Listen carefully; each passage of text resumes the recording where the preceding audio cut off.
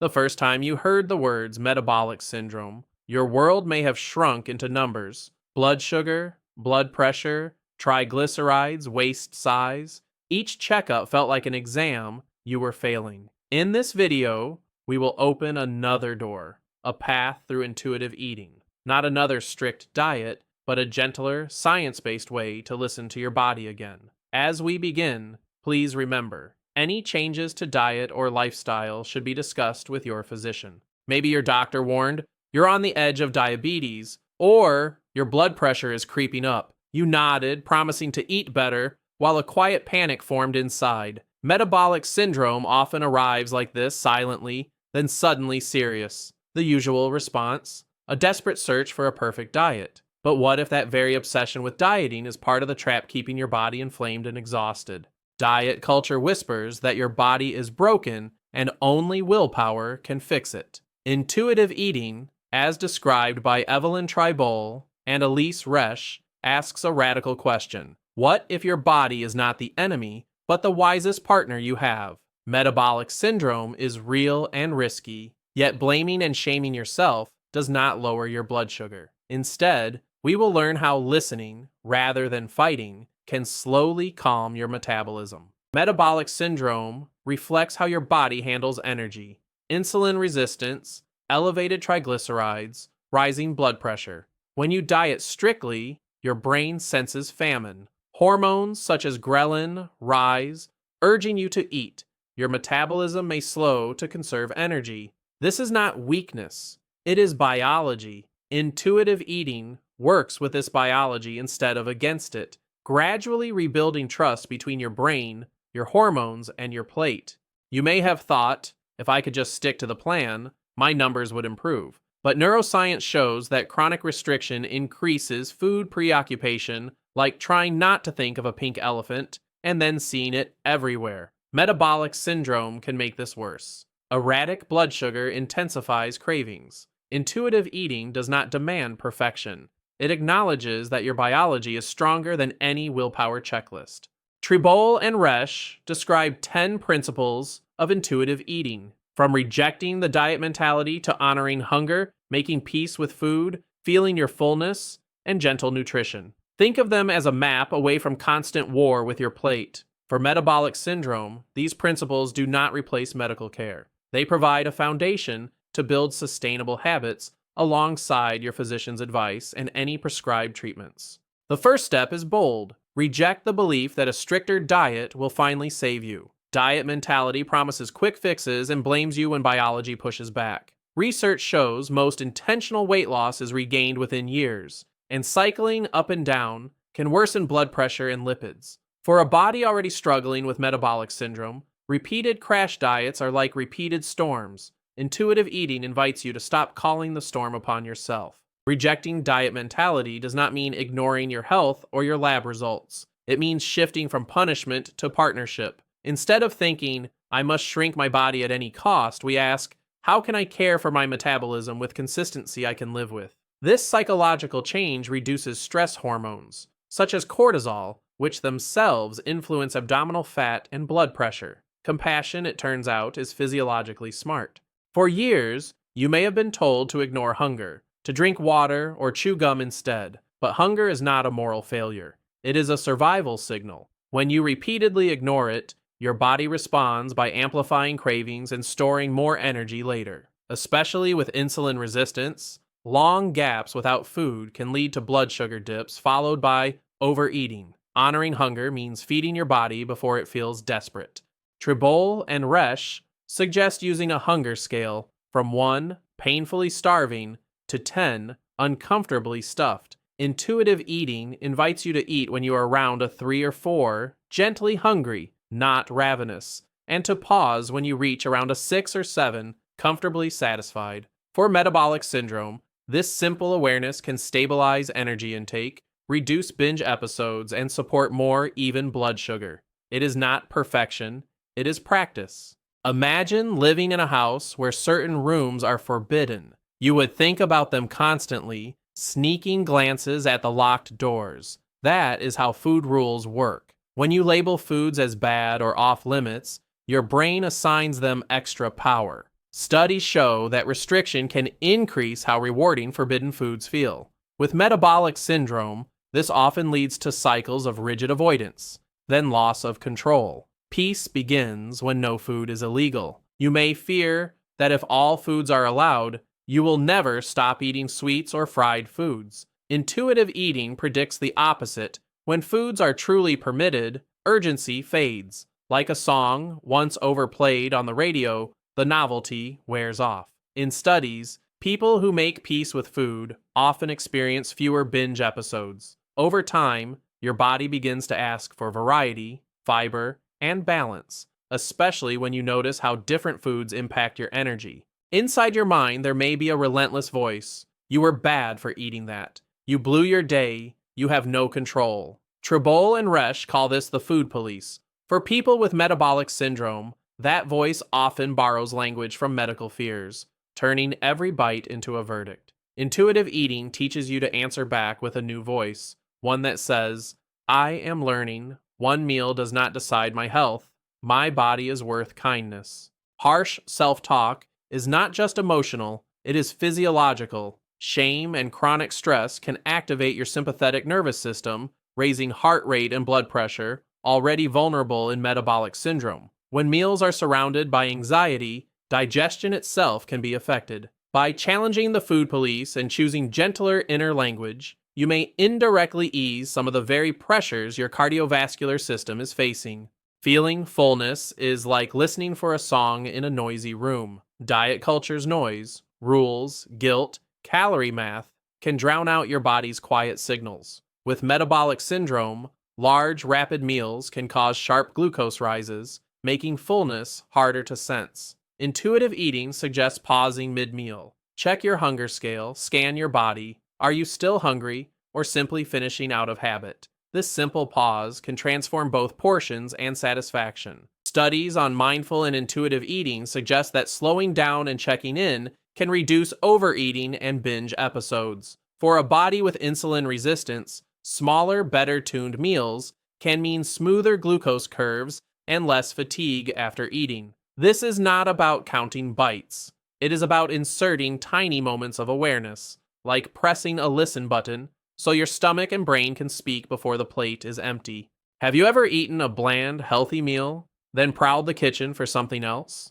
Satisfaction is not a luxury.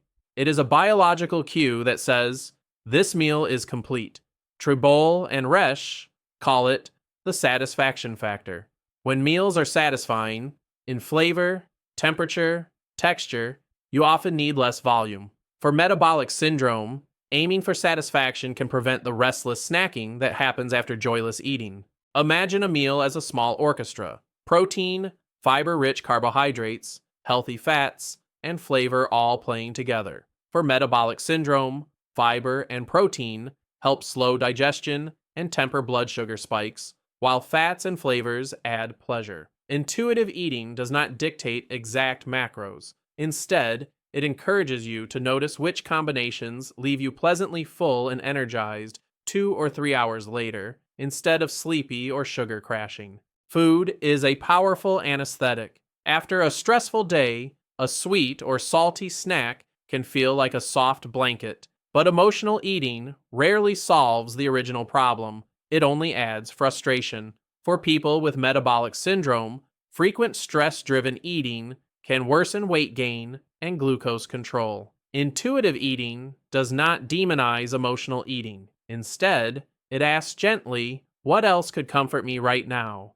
besides the contents of the fridge? Tribole and Resch encourage creating an emotional toolkit for moments when you want to eat but are not physically hungry. This could include deep breathing, gentle stretching, journaling, or stepping outside. Since chronic stress is linked to higher blood pressure, inflammation, and insulin resistance, every non-food coping skill is also a small act of metabolic care. If emotional distress feels overwhelming, please consider seeking support from a mental health professional. It is hard to care for a body you resent. Diet culture taught many of us to view our waistline, especially with metabolic syndrome, as a personal failure. Intuitive eating invites a different stance, body respect. This does not mean loving every part every day. It means offering your body the dignity you would offer a friend: adequate food, comfortable clothes, kind words. From this ground of respect, behavior change becomes less of a battle. Tribal A and Resch draw from the health at every size perspective, which emphasizes health behaviors over weight alone. For metabolic syndrome, this means shifting focus from "what does the scale say" to questions such as "how are my blood markers? How is my stamina?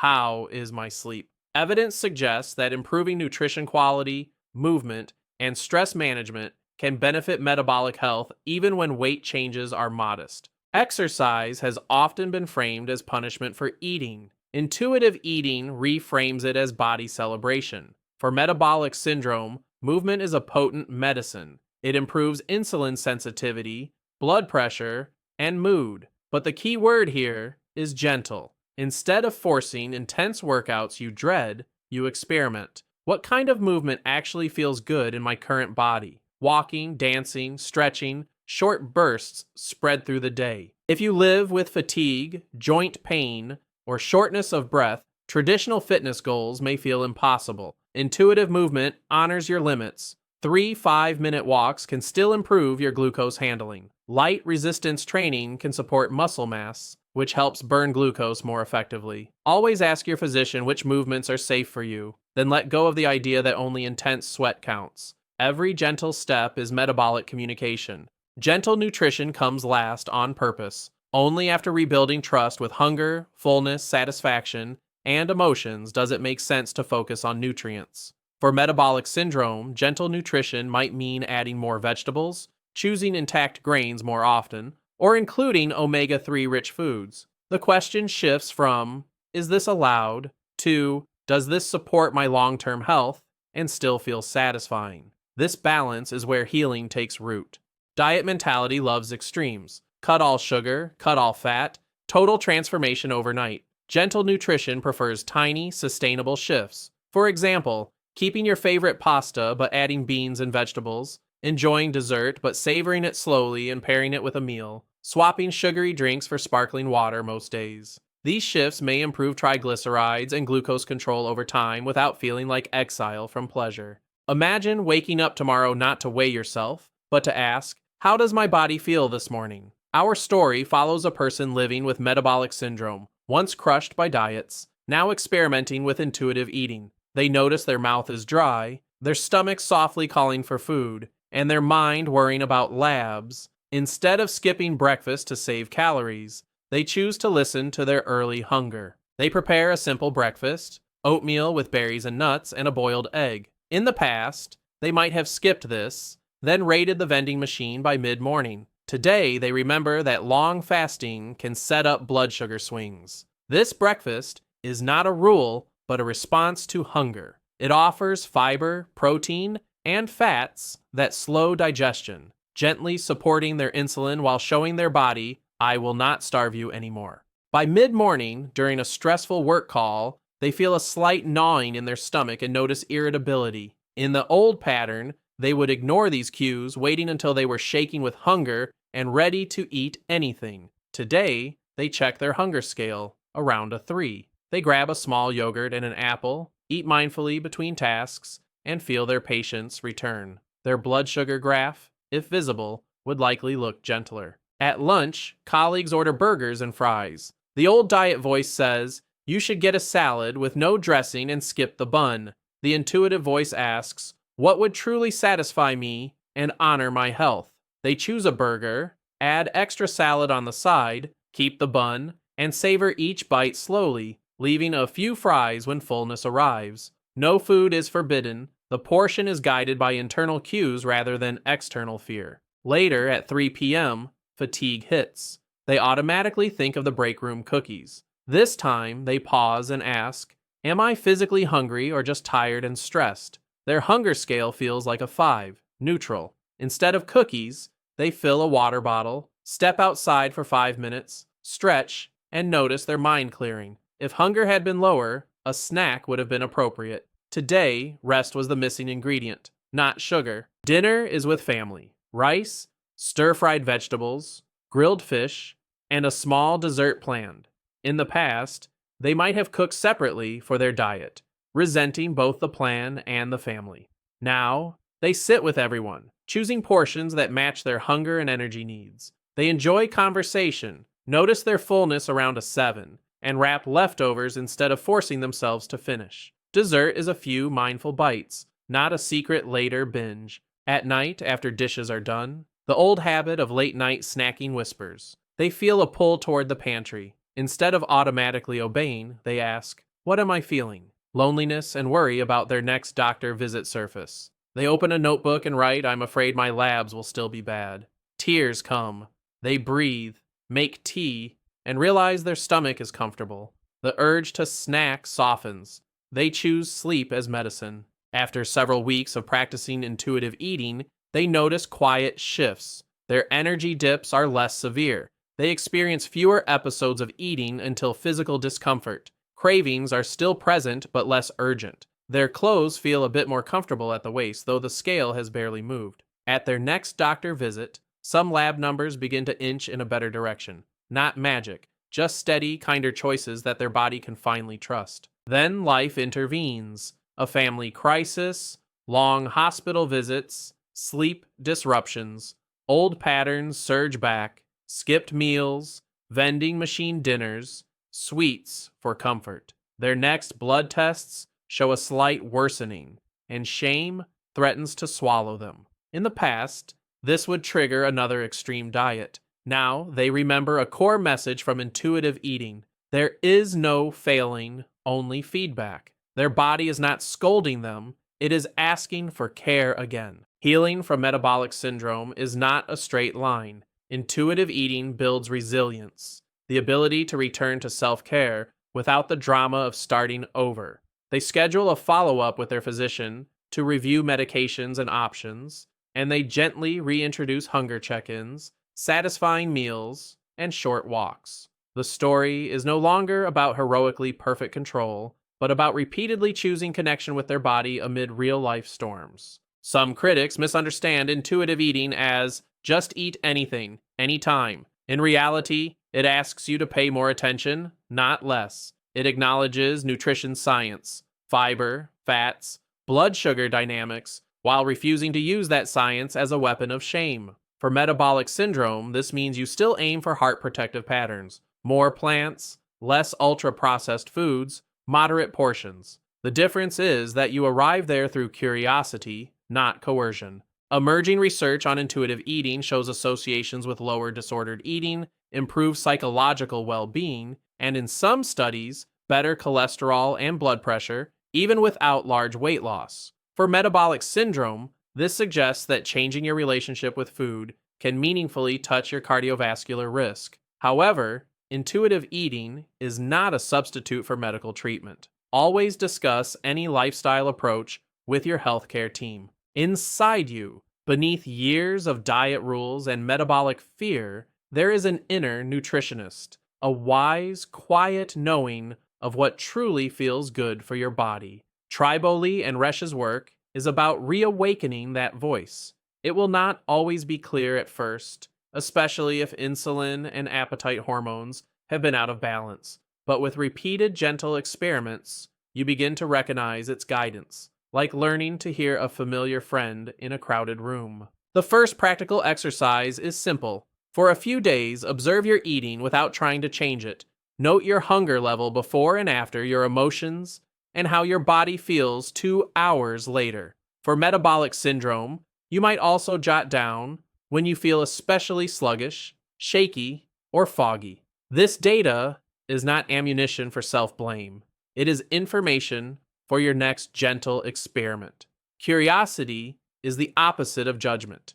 Next, create a tiny ritual. Before each meal or snack, pause for 10 seconds. Close your eyes if possible. Scan your stomach, your mouth, your energy. Choose a number on the hunger scale. Over days, you may begin to notice patterns. Perhaps evenings where you eat at a 0 out of stress, or rushed lunches at an 8 because you waited too long. For metabolic syndrome, this awareness can guide you towards steadier, more predictable fuel. Choose one meal per day and ask, how can I increase satisfaction here by 10%? That may mean warming your food, adding herbs, sitting at a table instead of your desk, or including a small amount of a favorite item you usually forbid. Satisfaction reduces the drive to keep searching for more. For metabolic syndrome, this can cut down on grazing and late-night snacks that accumulate into extra calories and glucose load. Rather than removing foods, start by adding one extra serving of vegetables,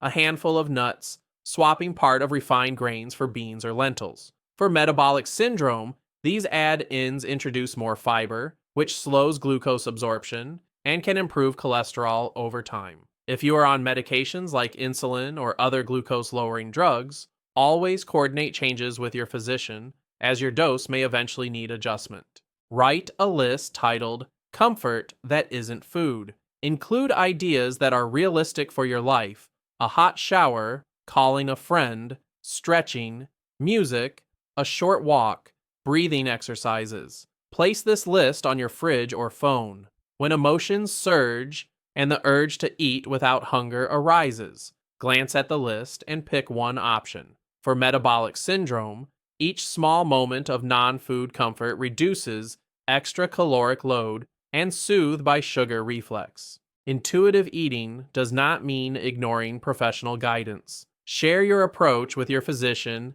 dietitian, or diabetes educator. Explain that you are focusing on internal cues, sustainable nutrition, and emotional health. Ask how to safely integrate this with your medical plan, especially if you take medications that affect blood sugar or blood pressure. Think of your providers not as judges, but as allies walking alongside your intuitive journey. A common fear is, if I stop dieting, I will gain endless weight. For some, weight may fluctuate as the body emerges from chronic restriction. Yet, research suggests that weight cycling itself is linked with higher cardiovascular risk. Intuitive eating aims for weight stability where your body naturally settles when nourished and moved kindly. The goal with metabolic syndrome is not a specific size, but a metabolic environment less hostile to your heart and vessels. If you have tried many diets, low carb, low fat, fasting, you may feel ashamed, as if your history proves you are weak. Tribole and Resch invite you to see it differently. Every attempt was evidence of how deeply you cared about your health, especially with metabolic syndrome looming. You were using the tools you had. Now, intuitive eating offers new tools. There is no need to hate your past self. That person walked you to this new door. Close your eyes and imagine yourself 1 year from now. Maybe your metabolic syndrome markers have improved modestly. Maybe some remain a work in progress. But picture this. Meal times no longer feel like exams. Your days are stitched with small rituals of listening, pausing before eating, adding color to your plate, walking because it feels good, not as debt repayment. Your body has become less of a battlefield and more of a home. You do not need to transform everything today. Choose one gentle step, perhaps printing a hunger scale, planning a satisfying breakfast, or making a comfort list. Combine this with a commitment to speak more kindly to your body this week. If you have metabolic syndrome or suspect you do, please consult your physician before making significant changes. Share that you are exploring intuitive eating so you can craft a plan together. If this story resonated with the worries in your blood tests and the quiet hope in your heart, know that you are not alone. Intuitive eating, as Evelyn Tribole and Elise Resch describe, is a long conversation between you and your body, not a 30-day challenge. For guidance tailored to your metabolic syndrome, please work closely with your physician. If you would like more science-based, compassionate videos like this, please subscribe, like, and share, and take one small, kind action for your body today.